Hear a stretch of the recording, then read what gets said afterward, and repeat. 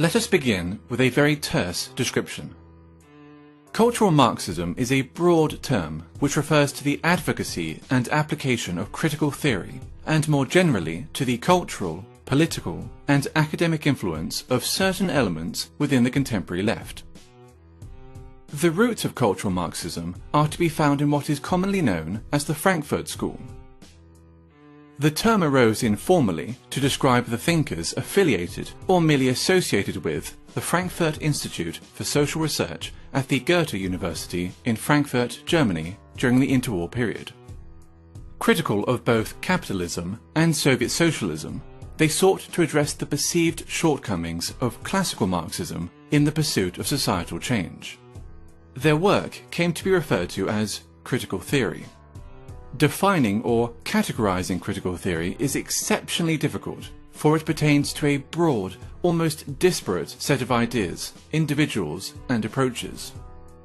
The underlying and enduring aspect of critical theory, common to all its offshoots, nonetheless, is the creation of interdisciplinary theories that might serve as instruments of social transformation.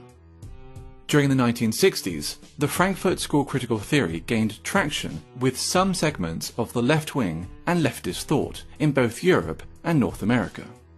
Today, its influence is felt throughout Western academia, dominating the social sciences and humanities.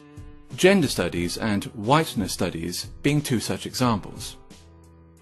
One of the most influential critical theorists and an original member of the Frankfurt School was Herbert Marcuse.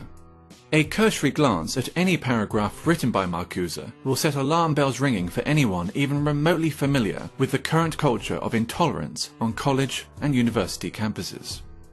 Consider the following passage from his 1965 essay, Repressive Tolerance. The small and powerless minorities which struggle against the false consciousness and its beneficiaries must be helped. Their continued existence is more important than the preservation of abused rights and liberties, which grant constitutional powers to those who oppress these minorities. Social justice, feminism, neo-progressivism, and post-colonialism, to name but a few, are all movements inspired by or born out of critical theory, and thus all come under the umbrella of cultural Marxism.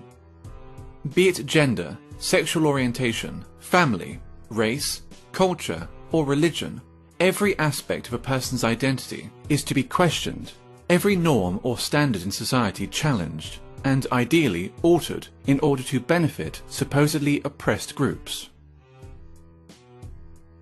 Classical Marxism saw class conflict as occurring between the bourgeoisie and the proletariat, between the haves and the have-nots. Cultural Marxism views such a conflict as existing between the oppressed and the oppressors, between those with privilege and those without it. The working class has been replaced by minorities. Majority groups are typically defined as privileged and oppressive, with minority groups accordingly labelled underprivileged and oppressed.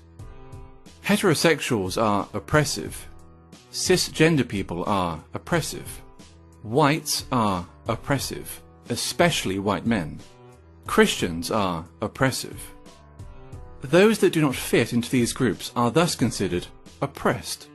It stands to reason, therefore, that if heterosexuals are oppressors, the solution is to encourage other forms of sexuality. If whites are oppressors, the solution is racial diversity.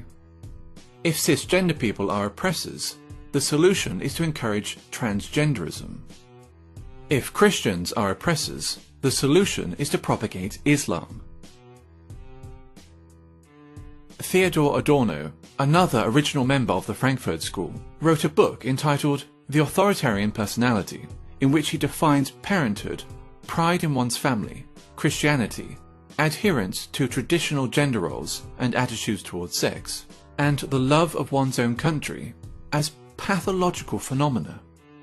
This tendency to pathologize opinions and life patterns, which are not in accordance with its own political ends, is characteristic of cultural Marxism.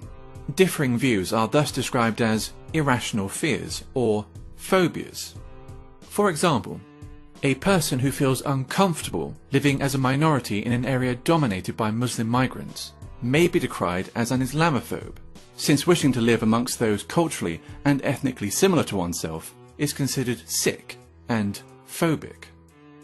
When Pakistani Muslims living in Britain, by contrast, show in-group preference, converting entire sections of a town or city into a mini Pakistan, there is no sickness, no phobia, only multiculturalism. 20 years ago, there were no Pakis here, no one was doing nothing. But now, the Pakis have made a stamp, man, trust, you know what I mean?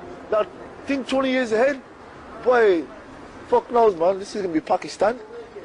Or England, it's going to be Pakistan, man. They're all fucking shipping over.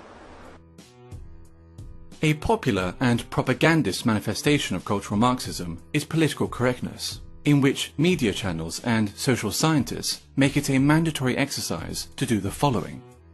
Question common language. Illegal immigrants, for example, are to be referred to as undocumented migrants, while ethnic discrimination is referred to as affirmative action. Their ambition to define and redefine words can be seen as a means of controlling the discourse and altering cultural norms.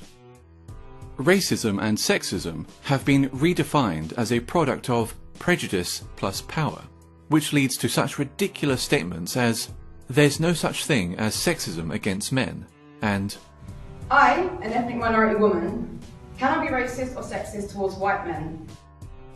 Maintain an unwaveringly favourable view of groups which are marked as being oppressed. Islam is a religion of peace. Black Lives Matter is a peaceful, legitimate protest movement.